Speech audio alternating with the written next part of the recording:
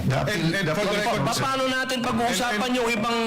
and for the record, Mr. President, I still have the floor. Meron po ba sa rules natin na sinasabing pwede mong sigawan ng kapwa mo senador? Maaari po ba tayo ay mag-suspend muna para pag-usapan yung malakas na boses at wari pagsigaw ni Senator Excuse me, Mr. nasa akin President, po yung iba- floor. Senator Padilla has excuse the me. floor.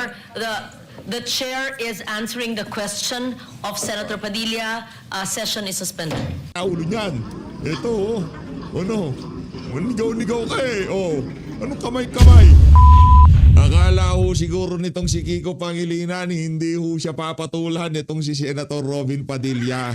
Yan ang problema. Umaastang veterano, umaastang maalam dyan sa Senado. Dito sa video na to, pagugulungin ho nitong si Senator Robin, etong si Kiko Pangilinan. Ba't hindi mo na lang kasi diligan ang pitsay nitong si Sharon? Huwag ka na makipagdebate dyan sa Senado. Ang problema kasi pagka ikaw nagsasalita, I still have the floor, I still have the floor ka. Noong yung floor na kay Senator Robin Padilla, dumadaldal ka naman. Anak ng Petrang Garapata, ayaw mong gawin sa'yo pero ginagawa mo naman sa kapwa senador mo. Ano tawag doon? Kabastusan. Si Senator Robin Padilla, ano lang yung kumbaga, akala niya tapos na nagsalita itong si Kiko Pangilinan. Nung nagsalita itong si Senator Robin, biglang sumingit itong si Kiko, I still have the floor. Kalokohan dito sa video na to. Magkakaalaman na kung sino nga ba nagpapasok sa mga ahente ng NBI kahapon at ang gulo dyan sa Senado. Diretsahan na hong tinanong ang dating Senate President na si Tuta Soto. Isang like at isang subscribe. Masaya na ho tayo dyan at sa mga gusto sumali sa ating community, yung joint button nandyan lang ho sa baba. Wala ho tayong maraming pag-uusapan dito sa video na to. Diretsong balagbag ho tayo dyan sa Senado. Game! Indulgence of the Nako, former Senate President ito na to eh. It was with Senator Pia Cayetano that we went to the clinic yesterday. And we saw Terence Lim, the OSA. I will not give the details on which hospital, but he was being checked by our medical doctor. Nako. And because there was supposedly a hematoma, and we saw his physical condition, so we Ginulpi ho eh. Ang problema, ginulpi ho siya eh. Ng mga ahente ng NBI eh. Di ba? Kitang-kita naman ho mga kababayan, kahit gaano kapakatigas, doon sa ginawa na yun ng NBI, talagang lalambuto kayo mga kababayan. Talagang masyadong ika nga yung pang-aabuso ng NBI, kitang-kita ho doon sa pagsugod nila kahapon dyan sa Senado. Di ba? asked for an ambulance. Senator Pia and I Anong ginawa ni Risa Ontiveros? Tinulungan niya ba yung mga taga-usaha kahapon? Nagsalita ba sila? Kinundi na ba nila yung ginawang pambababoy ng NBI sa ating Senado? Kinundi na ba ni Ping Lacson, ni Tuta Soto na kung makapagsalita sila na para bang mahal na mahal nila yung institusyon na yan? and he is in a private hospital now. I'm covering his personally his expenses because Wow. his medical card in the Senate would not cover the private doctors and consultations, Saludo.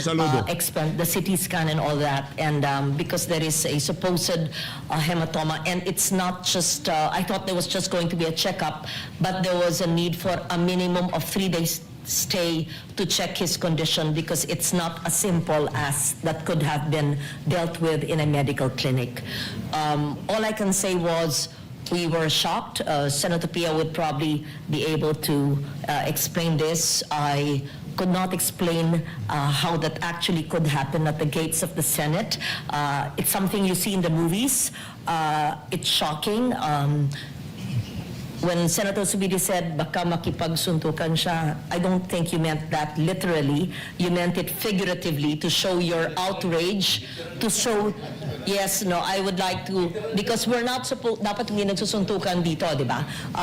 Pero when I asked also the other OSA this morning, why did you not come to his rescue? Because the video that Senator Pia showed me was Terence Lim on the ground being mauled by big burly men and people watching him. So I asked, ba't hindi niya tunulungan? I cannot give it the details for a fact. The spot report will explain why. They told me what happened. I cannot put it on record unless I have first-hand knowledge. But Yan. it shocked me when the OSA gave me the information today. I don't want to say it because I don't have first-hand knowledge. Nako, matindi ho ata talagang ginawa na itong mga tauhan ni Matibag dito sa Sergeant at Arms ng Senado. Nako po. The spot report will explain. All I can say is that on the humanitarian side, we brought him through ambulance, and my staff, I thank her, I have a caregiver, nurse ba siya, yung isang staff na pinasamahan ko hanggang midnight magkasama hanggang dumating yung asawa. Saludo, Sen. And then Lore, maybe saludo, Senator ah. Pia can explain that further. Thank you, Mr. President. Mr. President. Former Senate President Soto. Nako, sa tingin ko kung pwede lang bumoto yung mga taga-usaa sa pagtanggal na yan dito kay Soto, boboto din ho sila. Anak ng toka, pinahintulutan na Senate President na babuyin. Yung pulis ng Senado ng ganon-ganon na lamang. Pambira para lamang sa ikakadakip ni Bato de la Rosa. Anak ng toka, wala kang kwenta Senate President kung ganyan ka. Thank you. Mr. President, may I be allowed to lay to rest this particular Sa Malacanang ka magpaliwanag, walang nga ka tuta Soto ka. issue as far as I'm concerned? Because I have been mentioned in media by members of the Senate that Senate President daw, pinayagan ko daw yung word na ginamit. Pambira. Di ba? Ano na to ka? Para lamang ma-retain siguro siya sa pwesto niya, lahat ho gagawin niya kahit ikakadakip pa ng sarili niyang kasamaan sa mismong Senado na kung saan hindi pa nangyari yan sa kasaysayan ng Pilipinas. Di ba? Pag ano yun? Pag ika nga desperate move mula dito kay Escalera. Bira ka Escalera. Walang kwenta. Pinayagan ko daw yung NBI na pumasok dito. Ano pa nga ba? Sinasabi nagpakain pa yung mga ganon. Oo. Let the records speak for itself. Ito muna sa akin, Mr. President. Doon sa mga yung mga nandun talagang antataba eh. Oo. Talagang nagpakain. Oh, nako, matindi ho ito mga kababayan. Oh. Early in the morning, an NBI representative came to see me and told me they have a warrant of arrest for Senator De La Rosa. I said, simply, I said, coordinate with Rosa. As simple as that. Why? Oh. Wow, kala nyo mga langya kayo ngayon nandito na si Senator Bato, nandito na si Senator Robin Padilla, ha? Langya kayo, ha? I'm not. I didn't realize that he was coming. I didn't know that he was going to be there in the afternoon. I just thought it was a simple information given the Senate President that a member of the Senate was Yung being issued a warrant of arrest. It was simple as that. Yeah. Kaya, huwag mo kami lokohin, Escalera, anak na tokwa, alam mo naman na mayroong mangyayaring rigo dun. Alam mo naman na papalitan ka na. Di ba? Alam mo yan. Pero alam mo rin na diyan sa pagpapalit na yan, kailangan magpakita ni Senator Bato de la Rosa. Kaya hindi ko coincidence na mayroong warrant of arrest. Itong mga paliwanag nitong bulagaboy na to, anak na to, kalokohan ho yan. hindi pa pwede. Little did I know that Sa Malacanang ka magpaliwanag. Senator De La Rosa, after 7 months of not being here, will suddenly come. Kaya, ganun kasimple lang yung sinabi ko. Coordinate with the OSA. So, put that to rest. Baka ang iniisip kasi, ang narinig ko, sa intindi ko, pati ang tanong ng media sa akin, pinayagan ko lang lahat yan nangyari na yan. Kung saan sinasabi ganun eh.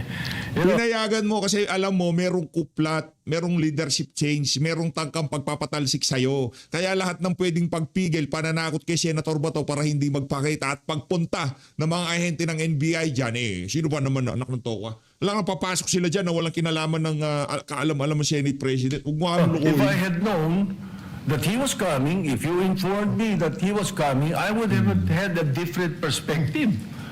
Like what happened with the CIDG when they issued a subpoena to Senator De La Rosa's office. Simple. Walang issue, walang problema. Pinadala lang. Ganun lang sana, Mr. President.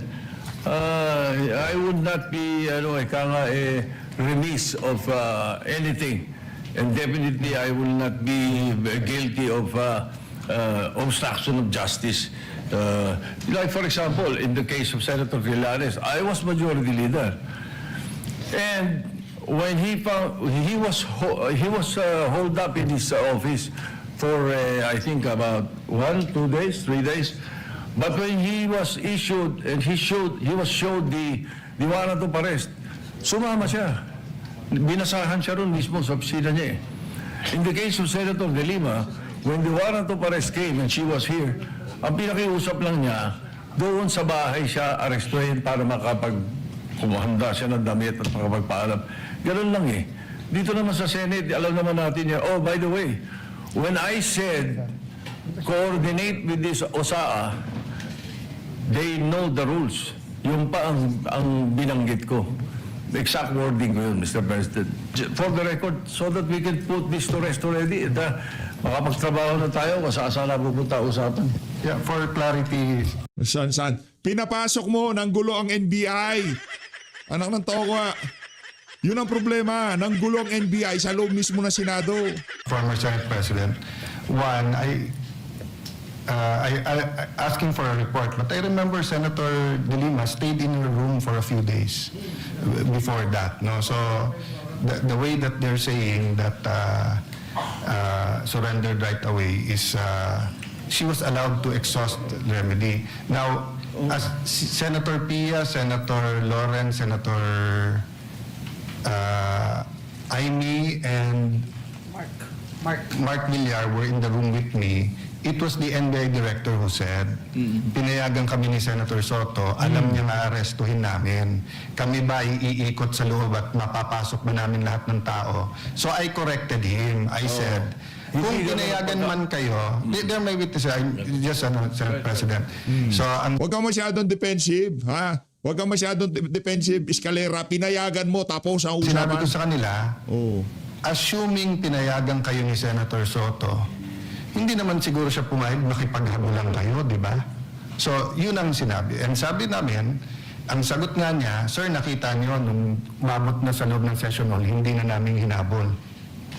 So sabi ko, that doesn't make it less problematic. That means you have to stop, no? So, Senator Pia. Parang mga gangster ho sila eh, no? May dala-dala pa mga armas, akala mo talaga may bitaw eh. Ano gagawin nyo? Tatapusin nyo lahat ng senador sa loob? Mangulang yung ko? You were there, so please feel free to speak. For full disclosure, I asked him after it was established na nakipaghabulan hanggang dito. So sabi niya, ni NBI Director, sabi ko sa kanila, huwag silang papasok sa session hall. Sabi ko, so ang instructions nyo is hanggang lang makapasok, hanggang dun lang sa pinto bago mag-session hall, hahabulin nyo? And then, medyo hindi niya na sinagot yun. So, that's what is the logical conclusion na hanggang tumungtong sa session hall, habulin nyo. Gawin nyo, because I asked, what is your objective na iserve yung warrant? Yes. So, may kasamang habulan.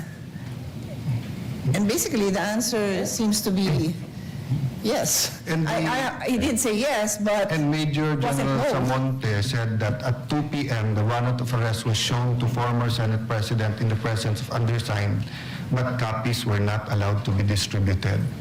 But consistent with the Senate President said, earlier this morning, NBI Chief Attorney Dongalo paid a call to the undersigned to coordinate an arrest order. As per agreement, the supposedly arrest should be effected when the warrant of arrest is presented as guidance of the former Senate President Vicente Soto.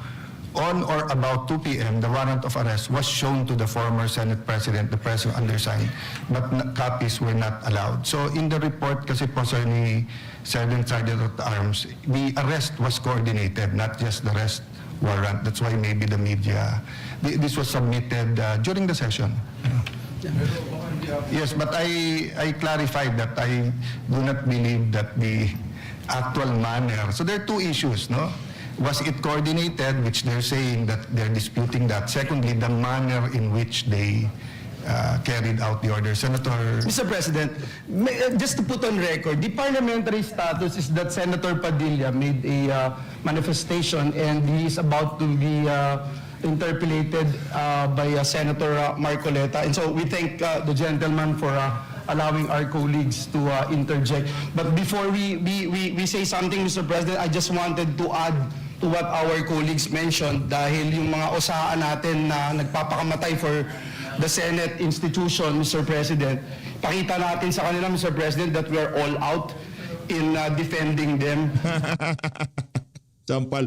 Napakalaki sampal sa pagmumukha ng dating pamunuan na Senado yung nangyari na yan. Sa totoo lang, anak na toka, hindi man lamang nagsalita itong si Ping Lacson para kondonahin yung ng bugbog, ng gulpe doon sa isang usaha. Yung yan. Yung mga yan, hindi kayo papabayaan pag nandiyan kayo Senate premises. Makikipag balagbagan yung mga yan. Tapos hindi man lamang kayo magsasalita. Si Senator ano pangalan to? Si Senator Ligardo pa ang talagang nagdala sa hospital, magbabayad dito kay doon sa medical expenses niya. Dapat kayo yun eh. Kayo ang nagdahilan kung bakit nagkanda hindot-hindot kahapon dyan sa Senado. Ako po, Mr. President, nandun mismo ako doon sa Senate Clinic nung dinala yung OSAA personnel natin. Mr. President, bugbog sarado siya. Dito sa video, kuha mismo ng staff ko, Mr. President, kinukuha, sinakay, pinilit isakay doon sa sasakyan. Tapos umalis. Ito, duguan na po yung ating Senate OSAA. Kaya yung totoo yung sinabi ni Senator Migs, nakausap ko si Senator JB, nakausap ko si Senator Robin, nakausap ko si Senator Jinggoy, lahat po kami talagang nagpanting ho yung tenga namin dahil, Mr. President, ito yung tao ho natin to mga kasamahan natin na nagbabantay at ginagawa lang yung trabaho. Yun pong individual na ito, Mr. President, kakaisang buwan pa lang po niya dito sa Senado. Kakatapos lang ng training niya to be part of OSAA. And yet, Mr. President, ito yung naranasan po niya sa Senate premises, Mr. President. Kaya hindi lang po yung medical treatment ang aming hinihiling, Mr. President, pati yung legal, Mr. President, ibigay natin what we can do. Because, Mr. President, kung walang magpa-file ng kaso sa mga ito, ako mismo maglilid to file cases against these people, Mr. President. Yan, kasuhan niyo mga Thank yan. you, Mr. President, and may we... Namimihasa na kailangan kasuhan na yung mga yan. now recognize Senator Rodante Marcoleta for his interpellation. Thank you, Mr. President. Thank you. May I just state, Senator Padilla, so all of this is preliminary. An investigation is going on administratively, but I urge the Committee on Rules to take charge so that we can get all of the facts, because apparently, even with just 24 senators, history repeats itself.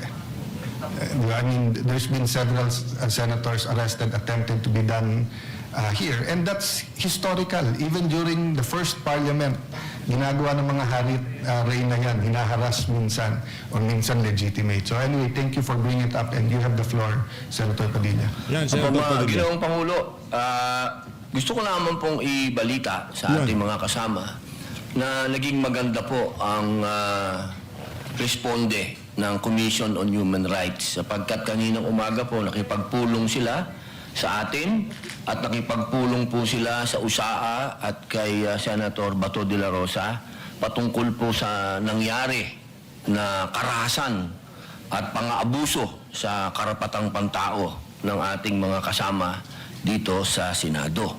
Pangalawa, gusto ko lamang din pong iparating sa ating mga taong bayan na magkakaiba po ang kaso ni Senator Trillanes at Senator De Lima sa kaso po ni Senator Bato. Dahil si Senator Bato, ang warrant po niya ay hindi galing sa Pilipinas. Ang warrant po niyan ay galing sa ibang bansa, sa isang dayuhang korte. Yan. Ito po ay malayo doon sa usapin na sila ang kustudiya po ni Senator De Lima at ni Senator Trillanes dito lang sa Pilipinas. Ito pong mangyayari kay Senator Bato ay dadalhin po sa ibang bansa.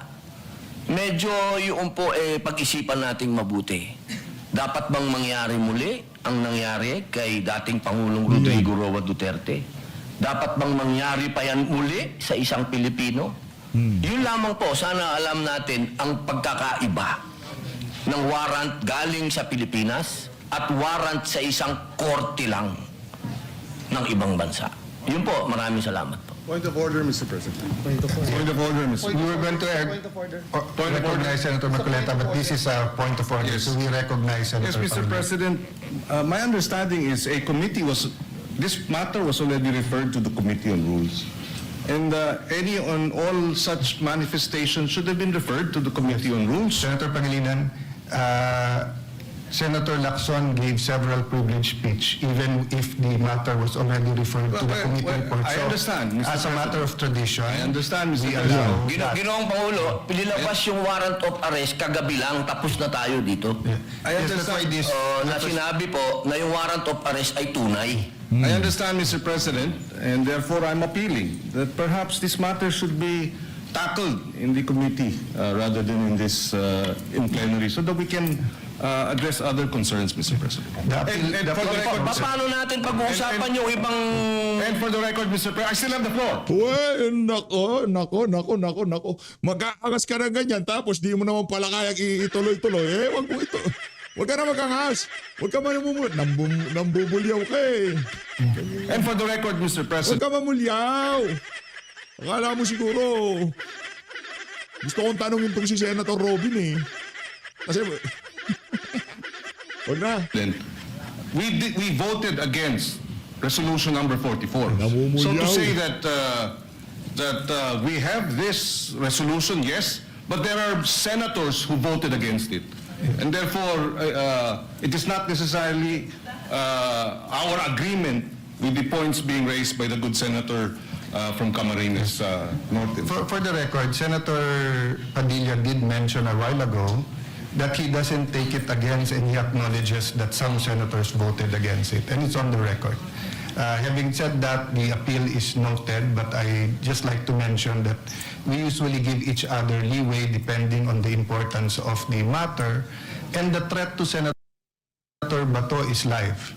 There's been no official communication that he is free until a Philippine court issues a warrant of arrest. No? So I ask the patience of each member, but acknowledge the statement and the interpretation, the proper interpretation of the rules by Senator Pangilinan. So, May we ask Senator Marcoleta, Mr. President? Yes, Senator Marcoleta, you're Been now waiting for recognized. quite a while. Salamat po, Mr. President. Kahapon pa po ako naghihintay.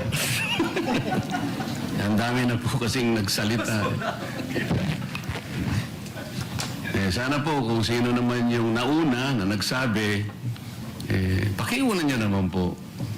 Sa akin lang po, nagpo-point of order po tayo, pero tayo rin naman po nagbabiolate ng ating patakaran. Nangyari po kasi yung nangyari kahapon, Mr. President, sa unang kasaysayan, sa kasaysayan ng institusyong ito. Nakita ko po, Mr. President, kung paano ginawa ng mga NBI yung ating pasukan. Gumawa po sila ng checkpoint. Sa akin pong palagay, magmula po nung panahon ng Philippine Assembly, hanggang ngayon, wala pa pong nangyaring gano'n.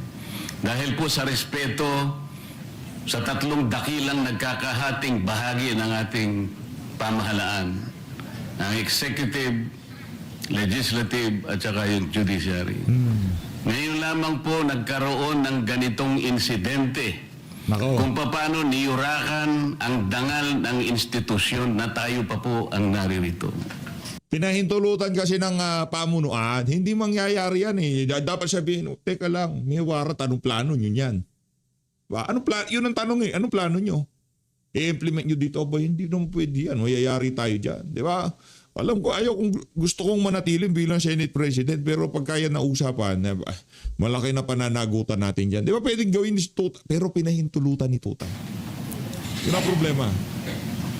Mr. President, gusto ko po sanang magtanong ng ilang mga bagay sa ating kasama, sa kanyang mga tinuran na pangyayari, kaugnay po ng tangkang paghuli kay Senator Bato.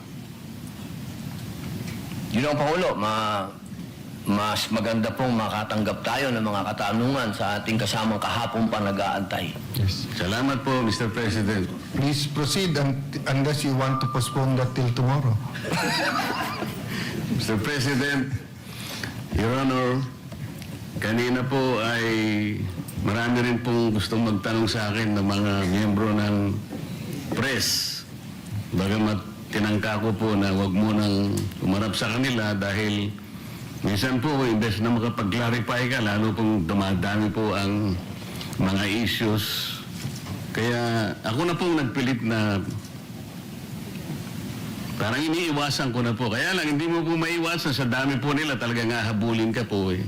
Ang una po nilang tanong sa akin,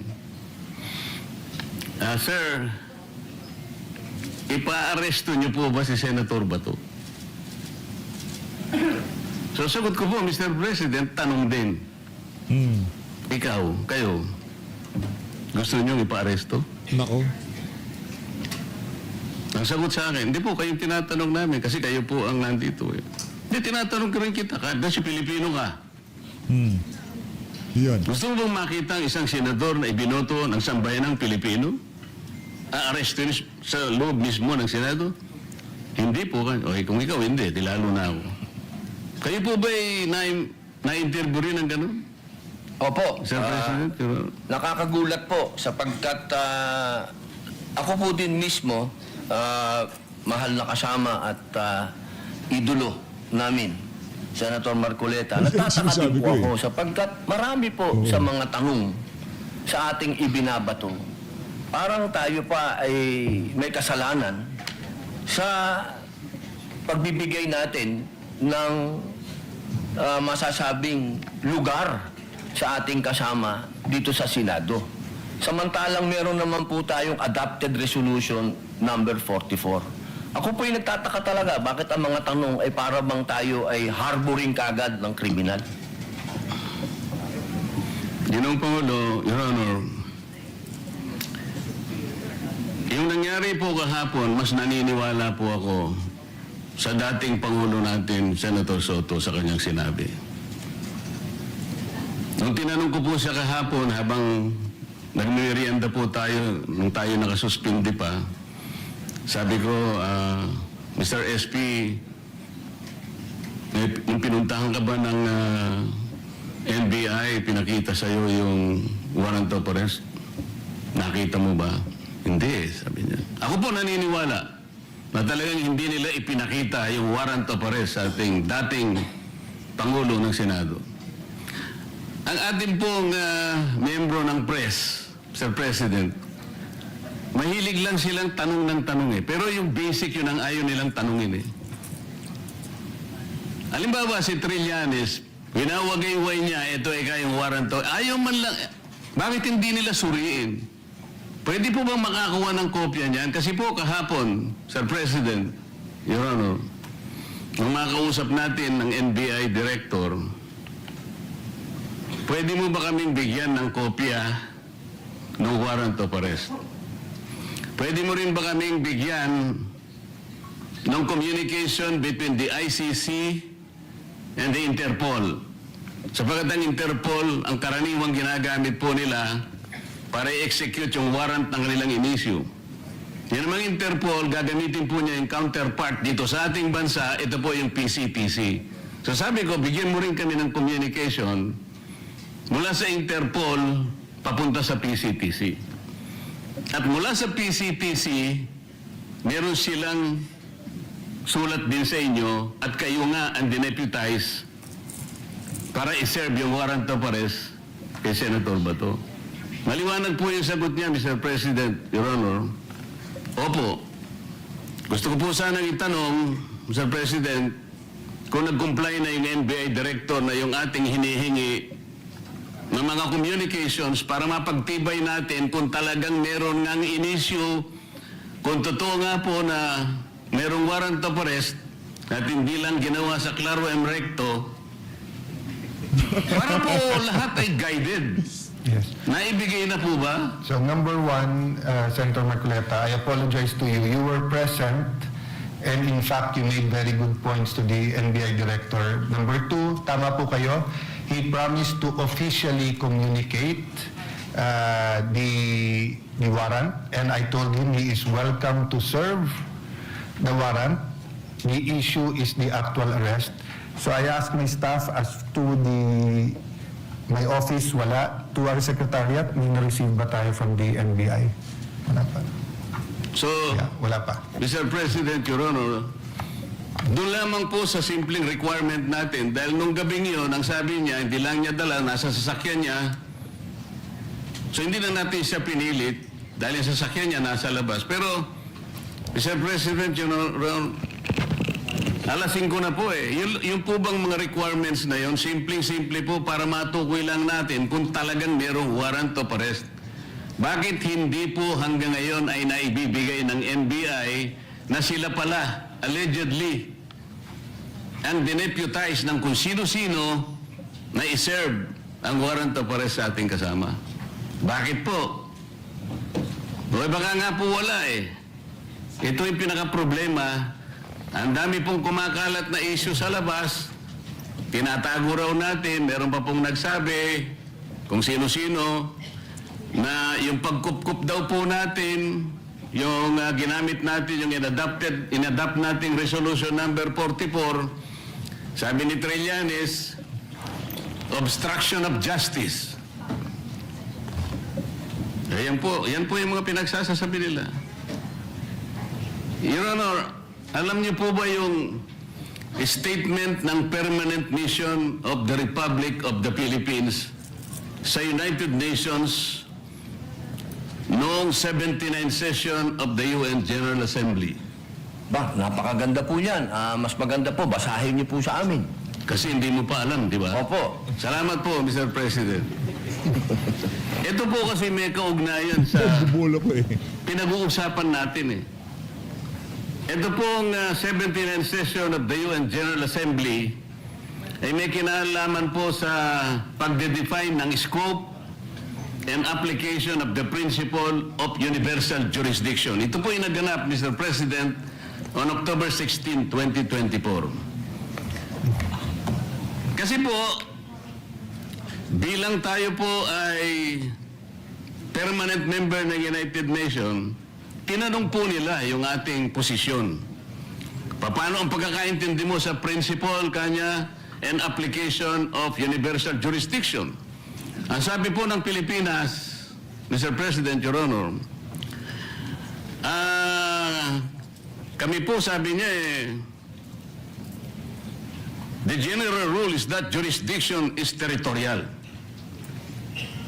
Universal jurisdiction is an exception grounded on the need to preserve international order. Tama naman po yun eh. Ang pinag-uusapan po na, sinight po ng ating gobyerno, Mr. President, yung Section 17 ng Republic Act number 9551. At sinasabi po nila doon,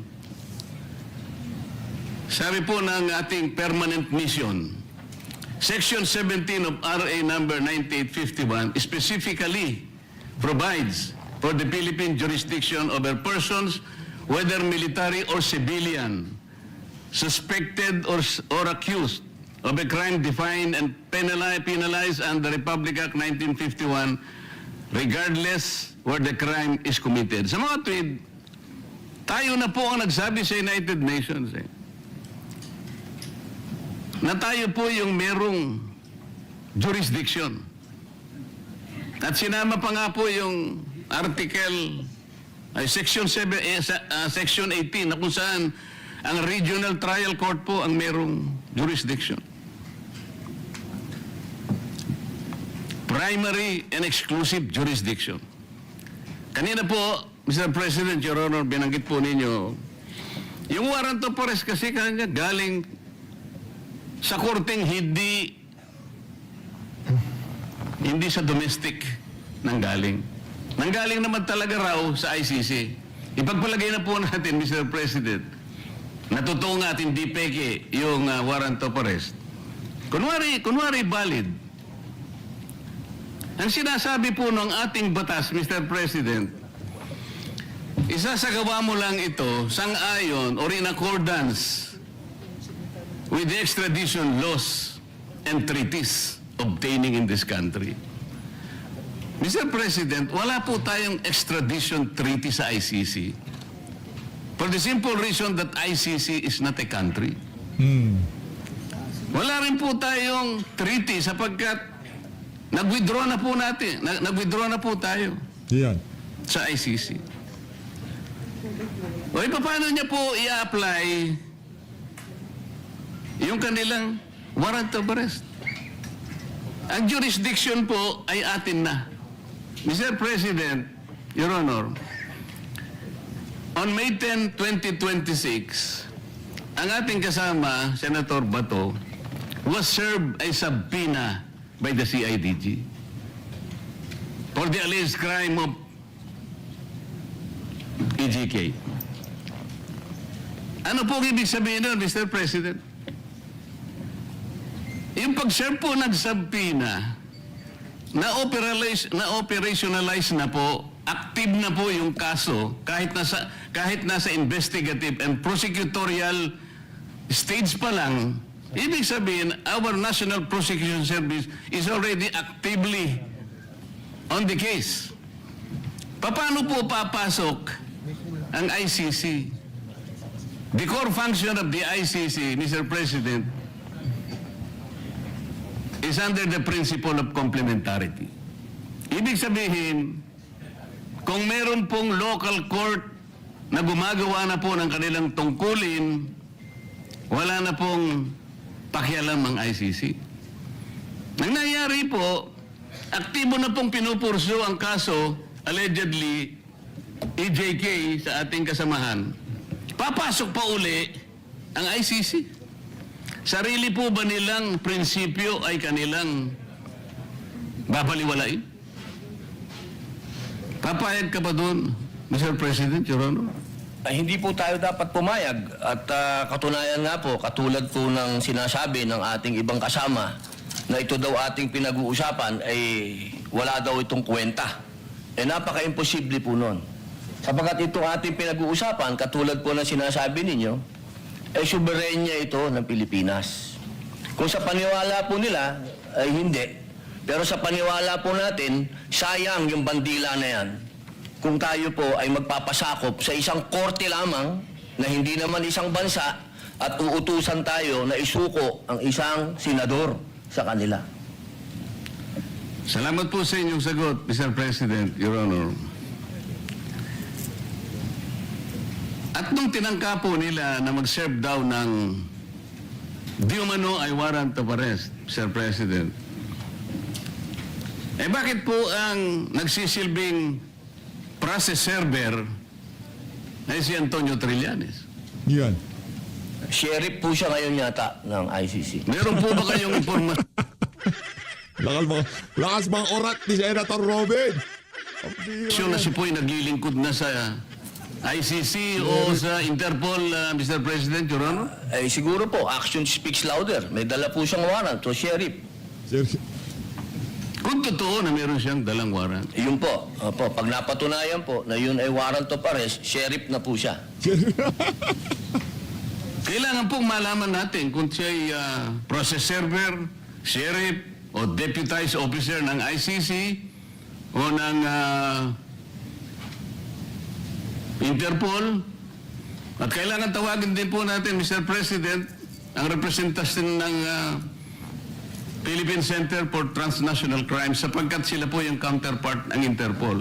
Pagka po binaypass nila yung opisina na yun, maliwanag po, peki po yung warrant of arrest, Mr. President. At peki din po yung nagseserve ng warrant of arrest. Naniniwala po ba kayo?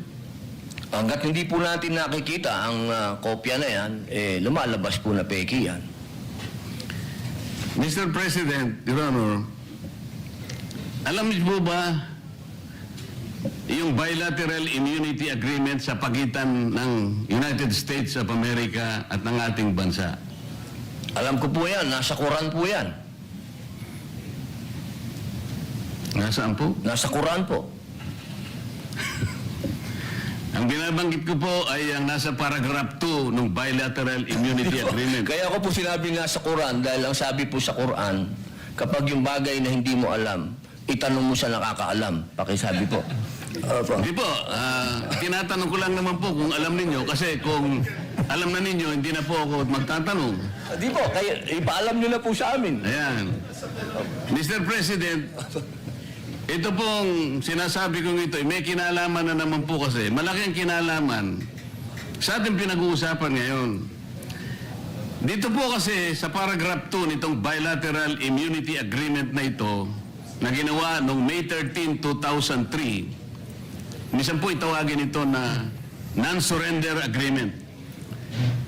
Sinasabi po rito na ang isang citizen ng isang partido, ibig sabihin ng Amerika, na nandito sa ating bansa, ay hindi mo pwedeng isurrender o i-transfer by means sa isang international tribunal for any purpose unless such tribunal has been established by the United Nations Security Council. Ano po ang ibig sabihin nun, Mr. President, Your Honor? Yung ICC po kasi, hindi po established international tribunal ng UN Security Council. Kaya nga po, kung mapapansin nyo, Mr. President, Your Honor, ang Amerika at saka ang Russia, hindi partido ng ICC. Wala silang, ayaw nila yan. Kinamumuhian nila yan. Dito po sa agreement na ito, tayo po, ang bansa natin, may katungkulan na hindi niya isusurrender ang isang Amerikano. Militar man yan, civilian, o nang walang consent yung Amerika. Ano po yung ironical implication nito, Mr. President? Tayo po pumayag sa pagitan ng kasunduang ito na ipagmamalasakit natin ang isang Amerikano na nandito sa ating bansa, hindi siya pwedeng i-transfer o surrender sa ICC sapagkat yan ay hindi recognized ng UN Security Council. Pero tayo, senador, Pilipino, meron siyang mandato sa ating mga mamamayan. Hindi ba kabalintunaan ito, Mr. President, Your Honor? Kabalintunaan niya. Opo. Tama po kayo. Yan po ay ibinoto po yan ng taong bayan. Katulad po ni Senator Bato, 20 million po ang bumoto dyan.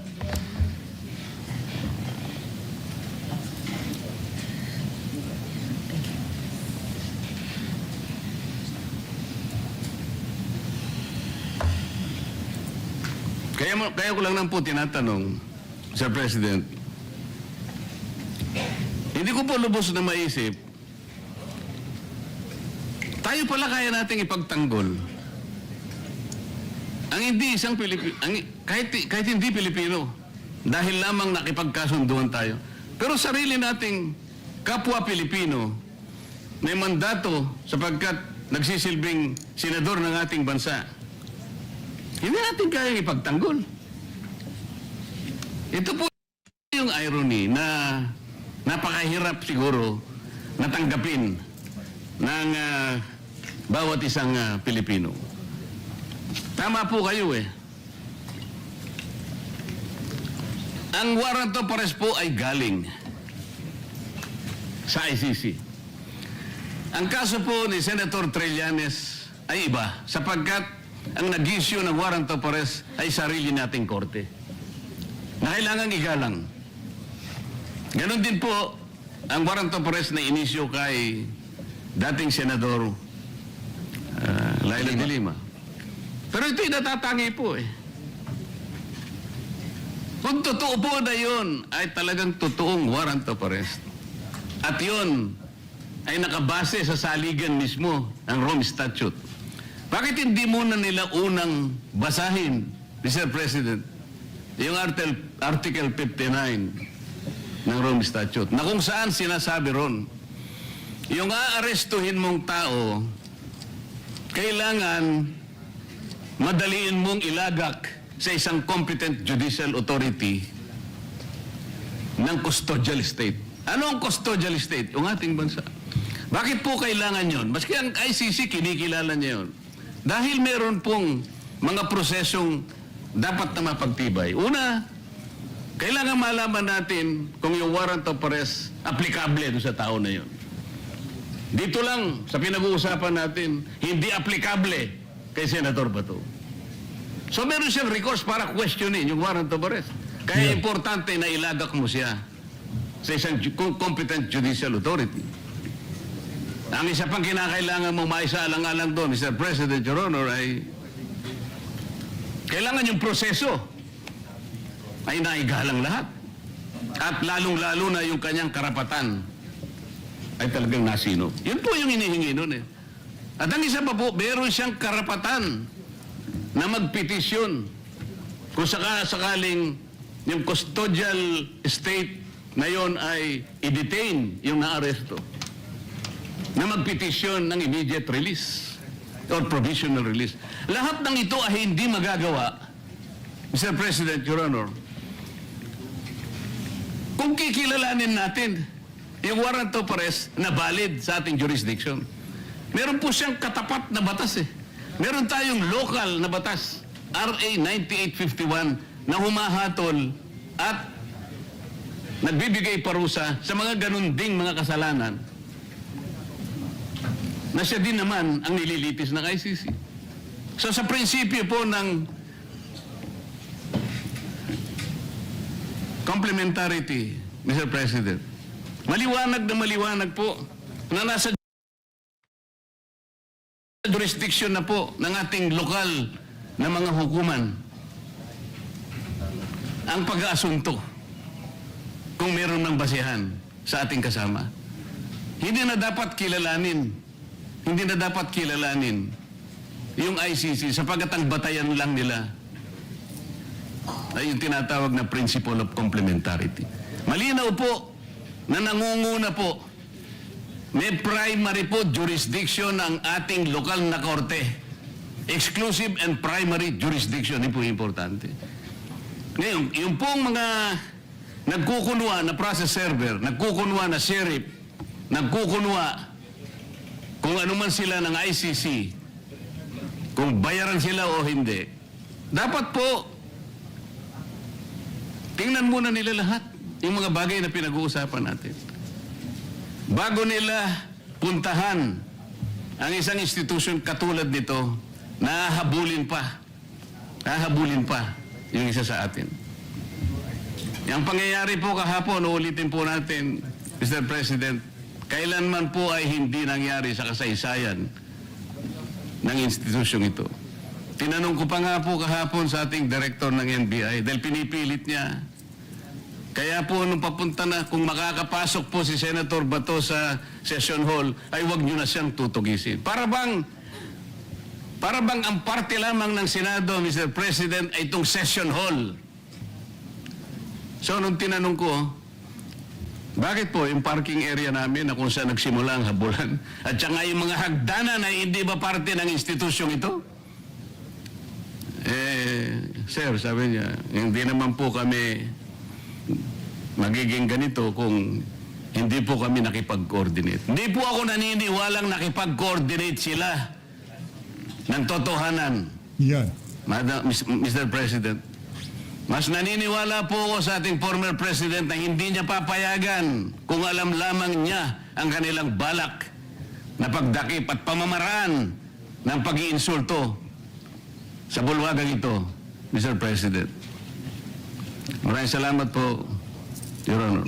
Maraming salamat po, Madam President. Yan, Madam President. Madam President. Senator Padilla, please proceed. Yes. Opo. Meron lang po akong mga konting katanungan sa inyo. Sapagkat gusto ko po sanang ireklamo Yan. si Senator Pangilinan sa pagsigaw. Naku, yari ka dito. Oh. Meron po ba sa rules natin na Yan. sinasabing pwede mong sigawan ng kapwa mo senador?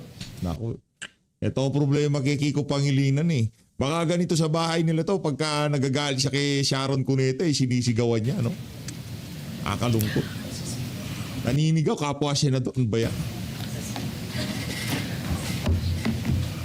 Oh. Mr. President.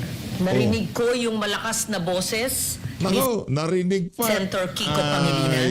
Yari si Kiko Alam dito. ko na si Senator Pangilinan ay dating galing sa broadcasting, baka nag-modulate. Nag-modulate. Maari po ba tayo ay mag-suspend muna para pag-usapan yung malakas na boses at wari pagsigaw ni Senator Excuse me, Pangilinan? nasa akin po yung floor.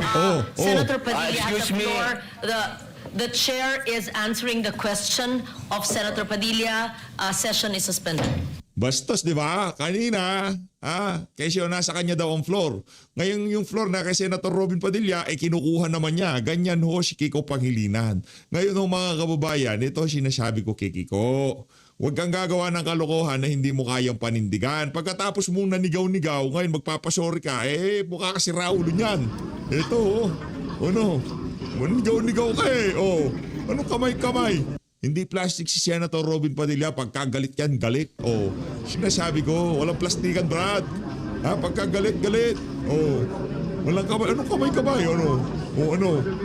Waka mo nga sa tenga. Yan ang problema. Ayaw mong ginagawa sa'yo, ginagawa mo naman sa iba. Senator Robin, kung ika nga di ba? Hindi naman pagsabat yung ginagawa niya. Akala niya tapos na nagsalita itong si Matching.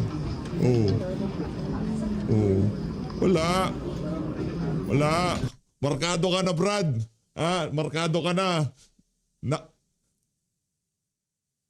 Naka-love team nitong si Senator Robin Padilla, itong si Sharon Cuneta, palakpakan. Yun lang naman yun Di ba? Naka-love team ni Senator Robin Padilla, itong si Sharon Cuneta. So, maraming salamat sa pag-support sa Pinch Update. Mag-ingat po kayo lahat. Manlahat Pilipinas.